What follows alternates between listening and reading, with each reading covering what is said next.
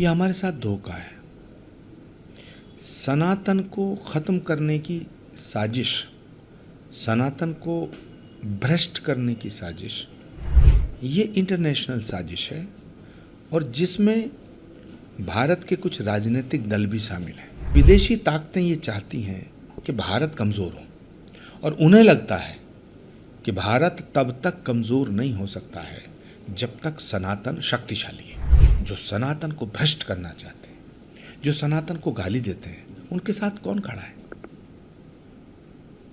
सारा देश जानता है, सारी दुनिया जानती है। सनातन से संबंधित तमाम मठ मंदिरों के संचालन सनातनियों को सौंप देने चाहिए। करोड़ों हिंदुओं की आस्था के साथ विश्वासघात है। यह हमारे साथ धोखा है। सनातन को ख़त्म करने की साजिश, सनातन को भ्रष्ट करने की साजिश, सनातन को मिटाने की साजिश, ये सदियों से हुई है, सदियों से होती आ रही है।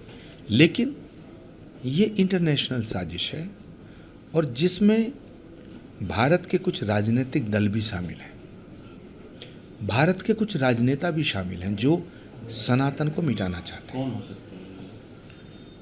खुलेआम सनातन को मिटाने की घोषणाएं की जाती हैं, खुलेआम सनातन को गालियां दी जाती हैं।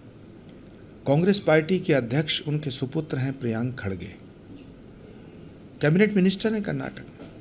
वो कहते हैं सनातन इज ए डर्टी वर्ड, सनातन एक गंदा शब्द है। तमिलनाडु के अंदर डीएमके के नेता सारे कहते हैं कि सनातन को मिटा देना चाहिए। सनातन डेंगू है, मलेरिया है, कीड़ा मकोड़ा है।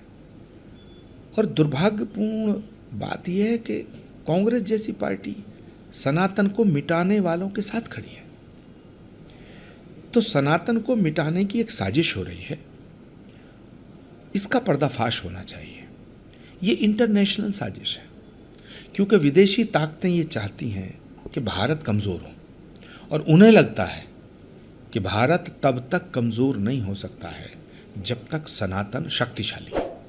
इसलिए पहले सनातन को मिटाना चाहिए। जो काम हज़ारों वर्ष पूर्व मुग़लों ने, अफ़गानों ने किया था, बाबर ने, चंगेज़ खान ने, तैमूर लंग ने, महमूद गजनवी ने किया था, वो औरंगज़ेब ने किया था, वही काम अब फिर सनातन को मिटाने का वही काम, सनातन को कमज़ोर करने का वही पाप भारत की धरती पे हो रहा है।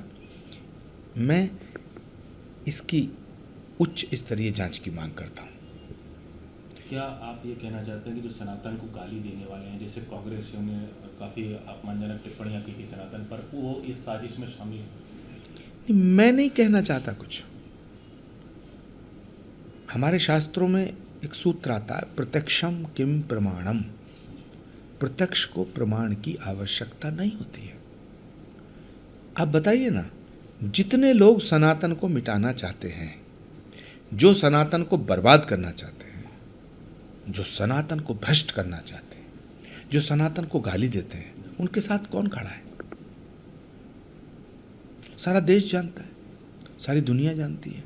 तो अब वक्त आ गया है कि सनातन से संबंधित तमाम मठ मंदिरों के संचालन सनातनियों को सौंप देने चाहिए। इस तरह के घिनौने कृत्य करने वालों के लिए आप क्या सजा समझते हैं? पहले तो इसका पर्दाफाश होना चाहिए कि ये किया किसने है, इसके पीछे कौन कौन है, उस समय सरकार किसकी थी, कौन कौन अधिकारी शामिल हैं, कौन कौन नेता शामिल हैं, और उनके खिलाफ सख्त से सख्त कार्रवाई होनी चाहिए। क्योंकि ये कोई भूल नहीं है, कोई गलती नहीं है, ये भयानक पाप है, बहुत बड़ा पाप है। और मुझे लगता है इसका प्रायश्चित सदियों तक नहीं किया जा सकता है। ये हमारी पीठ में छुरा भोंकने जैसा है।